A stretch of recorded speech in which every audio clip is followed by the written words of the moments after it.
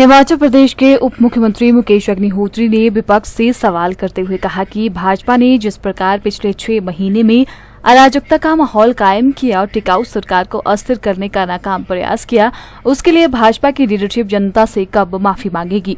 कांग्रेस मुख्यालय राजीव भवन में पत्रकार वार्ता के दौरान उप मुख्यमंत्री मुकेश अग्निहोत्री ने कहा कि इसमें कोई संदेह नहीं है कि केंद्र की मदद से जिस प्रकार कांग्रेस सरकार गिराए जाने को लेकर 5 स्टार होटल, सीआरपीएफ और हेलीकॉप्टर का षड्यंत्रकारी प्रचलन चलाया गया, वह अब जनता के सामने एक्सपोज हो चुका है।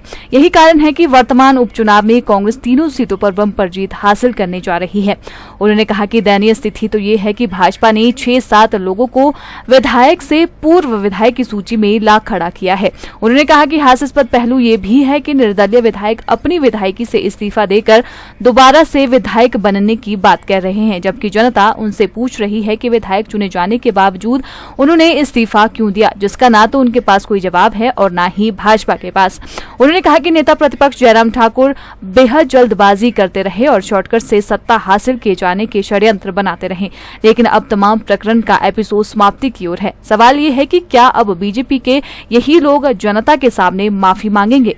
जैसा कि आपको मालूम है कि हिमाचल प्रदेश में पिछले काफी अरसे से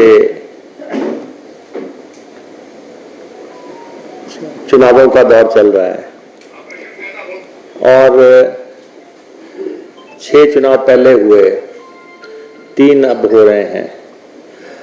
जब जनरल इलेक्शन हुए थे तो हमें हिमाचल प्रदेश में 40 सीटें मिली थीं।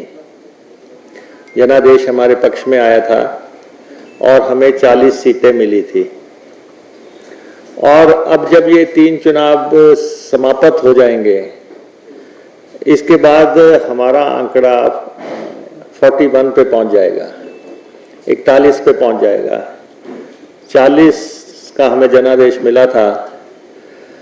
हम प्रदेश की भारतीय जनता पार्टी और भारतीय जनता पार्टी की लीडरशिप से जानना चाहते हैं कि जो पिछले लगभग 6 महीने हिमाचल प्रदेश में जो राजनीतिक अराजकता का माहौल उन्होंने कायम किया, इसमें उन्होंने कुल मिला के हासिल क्या किया। हम 40 थे, हम उस आंकड़े से ऊपर हो जाएंगे और सरकार हमारी है पूरी तरह स्थिर, स्थायी और टिकाऊ सरकार है हिमाचल प्रदेश में। और उनको जो है ये जो चुनाव हिमाचल प्रदेश में हुए और जो 9 इलेक्शन यहां पे हुए, क्या बीजेपी की लीडरशिप हिमाचल प्रदेश की जनता से माफी मांगेगी, अपोलोजाइज करेगी कि हमने जो भी यहां पे किया और वो सब 6 महीने जो यहां पे चला, ये सब उनके द्वारा जो सरकार गिराने की जो साजिश थी, अब तो उसका पूरी तरह भंडाफोड़ हो चुका है। और इस पूरे जो प्रकरण में भाजपा ने लगभग 6-7 लोगों को जो है एमएलए से पूर्व एमएलए बना दिया है। ये एक बड़ा चुनाव में बार बार पूछा जा रहा है कि आप एमएलए थे, आप बनना क्या चाहते हैं। आप दोबारा से जो है, आप अच्छे भले 15 महीने से एमएलए चल रहे थे और आपने इस्तीफा दिया। आप दोबारा कह रहे हैं कि हमें एमएलए बनाओ। जब आप एमएलए थे और आप कहीं भी बैठ सकते थे, तो आपको दोबारा हिमाचल प्रदेश का वोटर जो है क्यों वोट दे। इसका कोई भी लॉजिकल जवाब जो है इन तीनों विधायकों के पास नहीं है। लगातार ये फील्ड में पूछा जा रहा है कि आपने इस्तीफा क्यों दिया। और भाजपा को भी अब स्पष्ट कर देना चाहिए कि ये जो सारा प्रकरण हुआ, इसमें क्या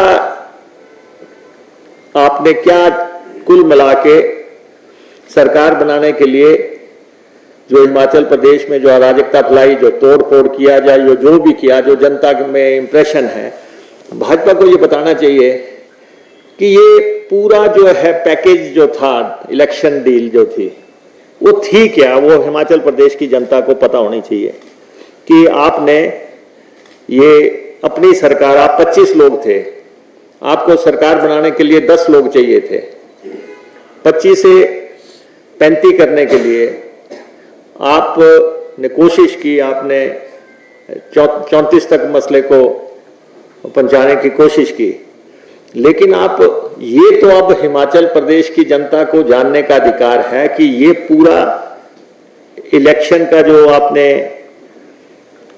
ये प्रयास किया, या पहले आप सरकार तोड़ना चाहते थे, पहला प्रयास आपका ये था कि सरकार तोड़ी जाए, सरकार टूटी नहीं, बजट पास हो गया। उसके बाद सेकेंडली आप इस बात के लिए शायद तैयार नहीं थे कि चुनाव होगा, आपको तो ये था कि आप हमारे खिलाफ वोटिंग करेंगे, अगले दिन आप लोग मंत्री बन जाएंगे, कोई आप में से चेयरमैन बन जाएंगे और सरकार बदल जाएगी। लेकिन कुल मिला के अब ये हिमाचल प्रदेश की जनता को, प्रिंसिपल ऑपोजिशन पार्टी, विपक्षी दल को, विपक्ष की लीडरशिप को ये अब साफ करना चाहिए कि ये पूरा माजरा था क्या।